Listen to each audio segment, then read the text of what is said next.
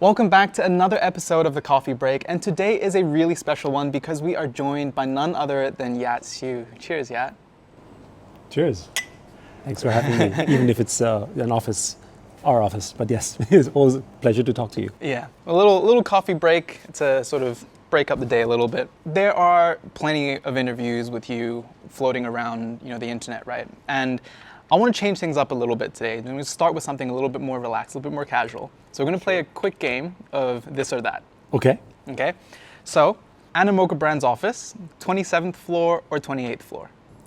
Oh, geez. I think 27th floor is probably more fun. Right? Why? Well, it's just, I think there's a lot of the product building that happens on 27th floor. I think it's feels a different type of energy. 28th floor, it's a bit more corporate. Both of them are equally important, but they have different type of vibes around them. So I would say 27th floor is probably the fun floor. Yeah, I would have to agree. Hong Kong or Austria? Oh, Hong Kong. Yeah, I think that's an easy one, and it's a very entrepreneurial city. There's a lot of growth that's happening here. It's at the nexus of not just Web3, but really think about where it's located in Asia. Important for what's happening in China, important what's happening in Southeast Asia. A global center. Austria is a really nice place too. Don't get me wrong, but if you think about it, the center at which the time when Austria was sort of at the center of a lot of global activity was probably about 150 years ago. So yes, but it's still a beautiful place to visit, and don't want to discount it at all. I love the place, but it's more maybe for a different stage of life. Yeah, great for skiing. Skiing is great, food is great, environment is great, and a lot of people might not realize that the population of Austria is roughly the same size as Hong Kong, but in terms of density, it's completely different. Of course, Austria is much bigger. Yeah. Proprietary or open source?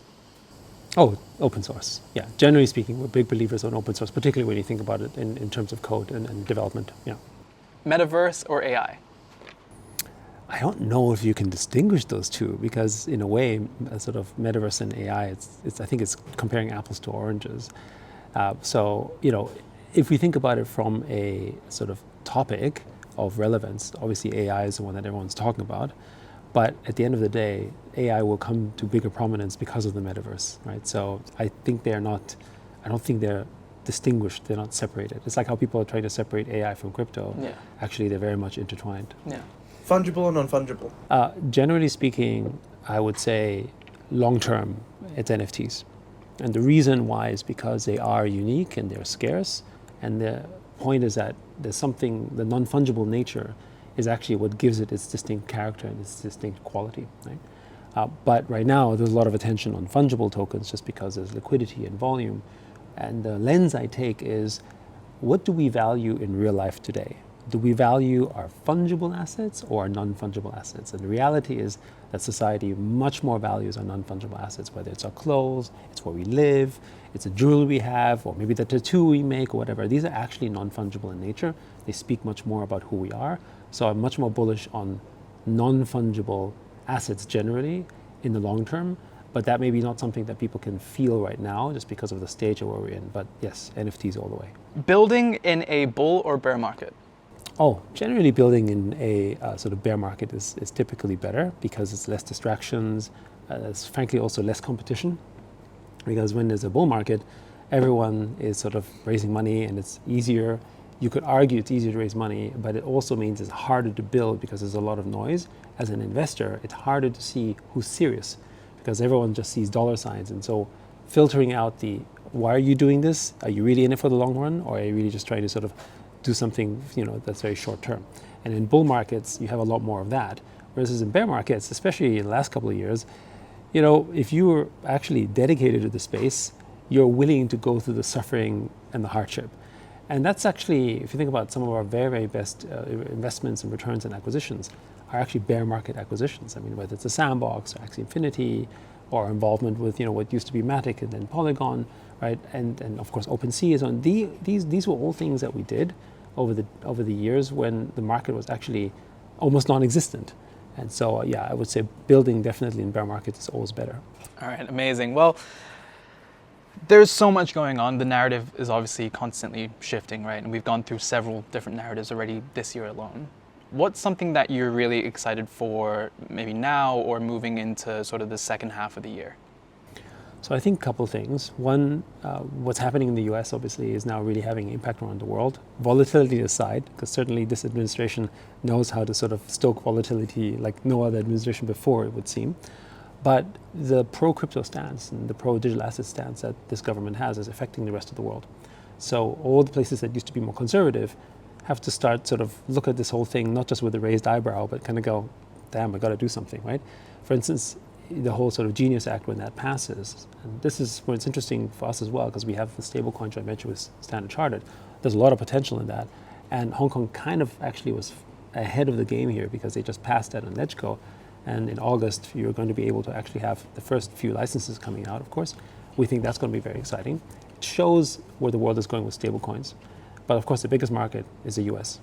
And the US with the Genius Act is very likely going to be approving it as well. Probably, people say, August, maybe September, which basically means that at that point, every bank in the US is going to have a stablecoin. And it's not the fact that we have stablecoins that matter. It's the fact that when you have a stablecoin, you are onboarded into Web3. And what we classify as Web2 users, or some people call them normies, or whatever you want to describe them as, right? In the most adorable way, of course, is that they end up going into this new world of Web3 because they now have a stablecoin and they can partake in things and they can sort of, do things on chain. And we think that's going to be a big mass adoption event. So I'm very, very excited about where that's going. And of course, the pro-crypto stance of this administration means that every other nation around the world can no longer ignore it. In some places, they just didn't want to regulate it or create any sort of structure because they're like, it's not important, and we don't really want to endorse it. Because when you give something a regulatory framework, you're actually endorsing it. You're actually creating some sort of safety net, which means that you're actually saying this is okay, right? And a lot of governments sort of didn't want to do that, and now they're forced to. Because imagine if I'm doing business in the US and I say, well, I want to send you money for payment, I want to send it to you in stables, or I want to send it to you in crypto, which you can do in America, very soon at a bank level. And your receiving bank is like, well, I can't do that. That's like cutting off commerce. You can't do that, right? So expect all of that to happen very, very quickly and rapidly around the world. So very excited about that, which means more adoption, more users, more growth, and generally the macro of the space will continue to improve, which we're kind of seeing already, like in the price of Bitcoin in particular. Yeah, I mean, you've touched on it there a little bit in terms of growth and adoption, right? We've heard so many different iterations of what people think is going to be the next sort of door for mass adoption in terms of crypto, NFTs, and the tech in general, right? What do you think, has the picture sort of cleared up in terms of what that looks like moving forward, and how do we see the next wave of adoption coming? So I think the lesson we took from the last couple of years in terms of the wave of adoption is tied to financial inclusion, financial literacy, and financial access. So the one thing that Web3 does really, really well that is really the paradigm shift is it turns everything through tokenization into a capital asset. Right? And we can argue whether a meme coin is valuable or not, but ultimately they've created a capital asset out of that form of attention. And it could be worth $1, it could be worth $1 million. It doesn't really matter. The point is that now you have a form of capitalization, which means it's a tradable asset. It means it's of worth to someone and it represents some form of value. Right? So that means that everything you do in the area of bringing more people on chain, or just generating Web3, has to touch this area of financial inclusion, financial access, financial opportunity in those areas. So for instance, in gaming, if you think about it, selling NFTs and selling tokens is not that different from selling virtual currency and from selling an NFT, in the form of a skin. They're kind of the same thing. So that's not a huge innovation that happens around that. But the innovation is that now you own it.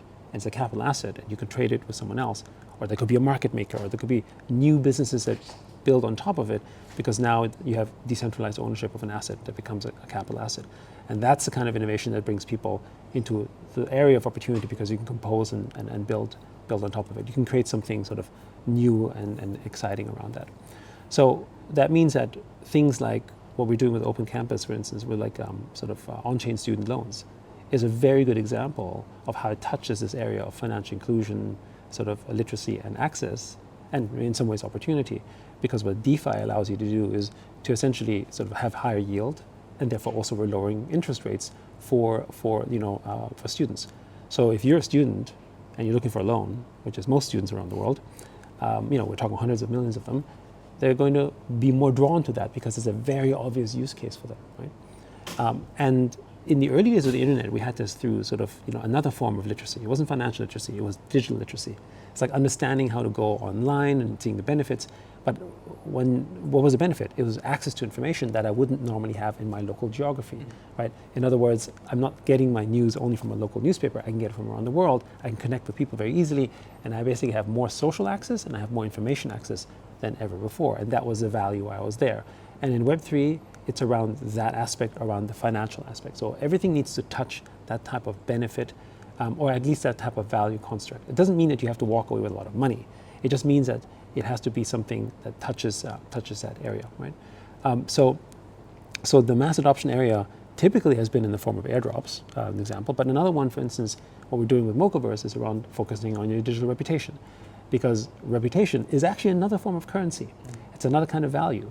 And most people sort of maybe don't even appreciate that when a follower, when you have like 1 million followers on Instagram, that's reputation, right? And how many endorsements do you get if you happen to have a lot of followers, a lot of engagements?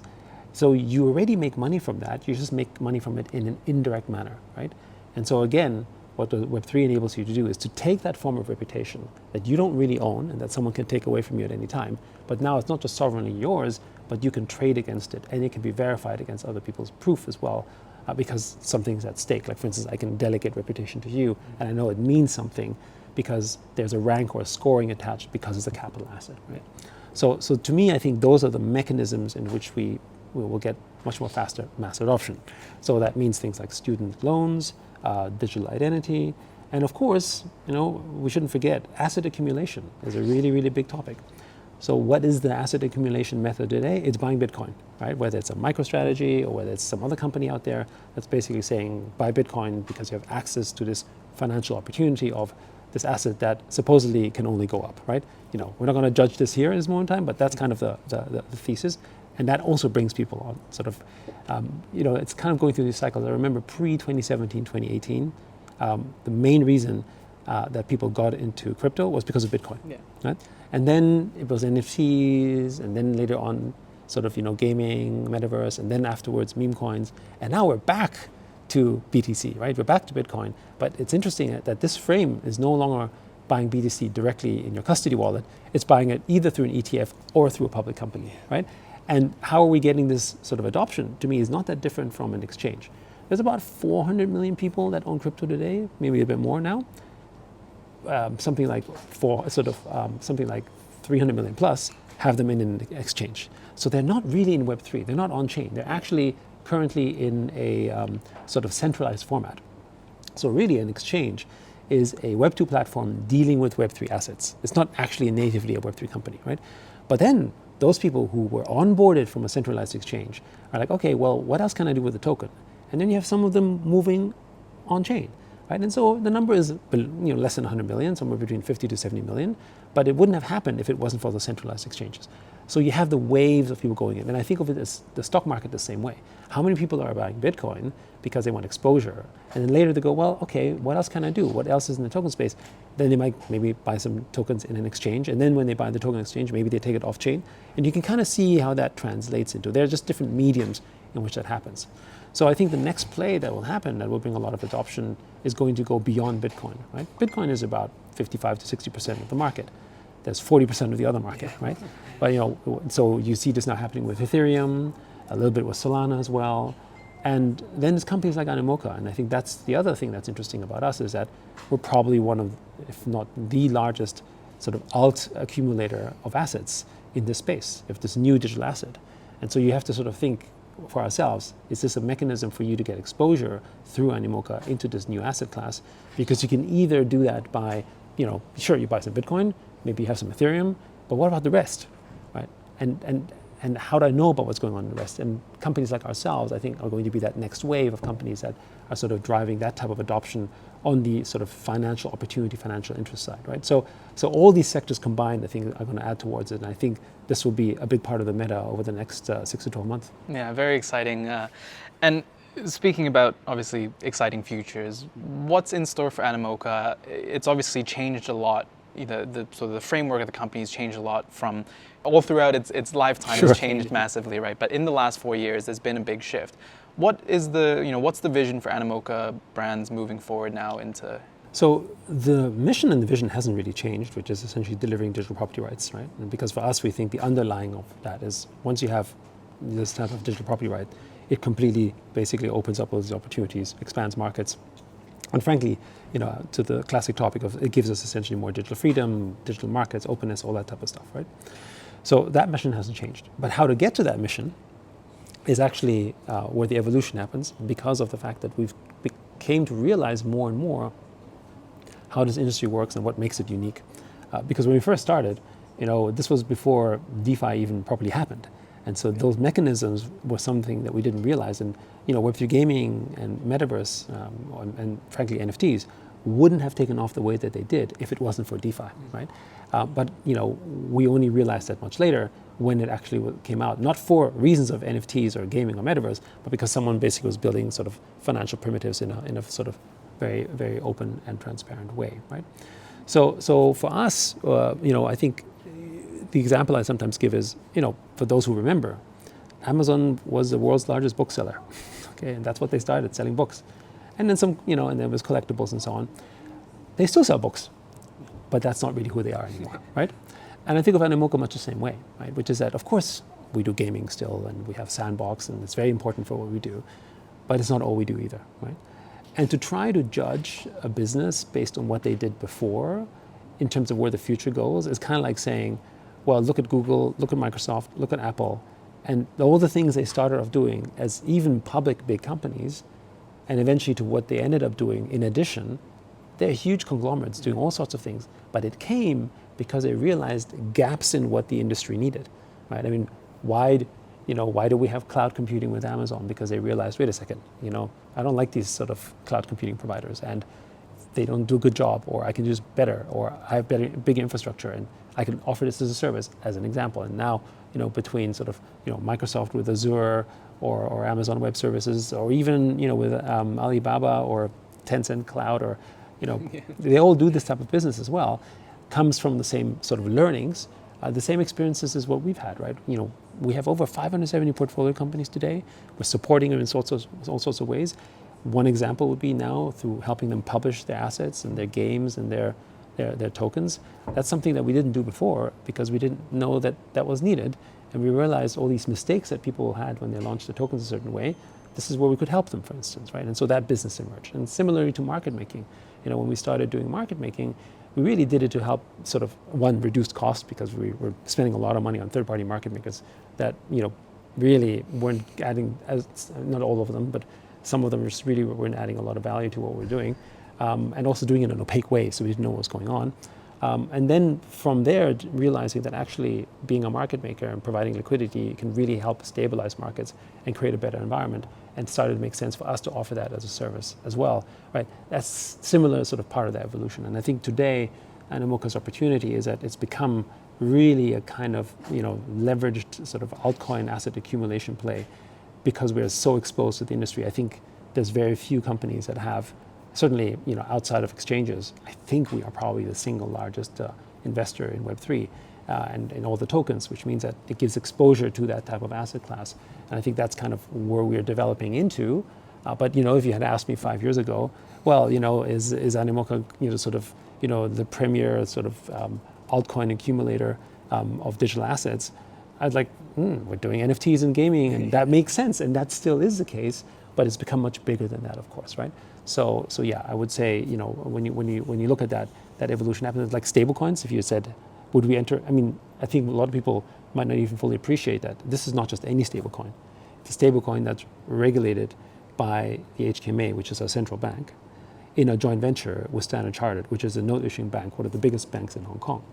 And I can't think of a single crypto company or digital assets company, depending which territory you're in, that has a joint venture with a major bank, right? With a license issued by the government.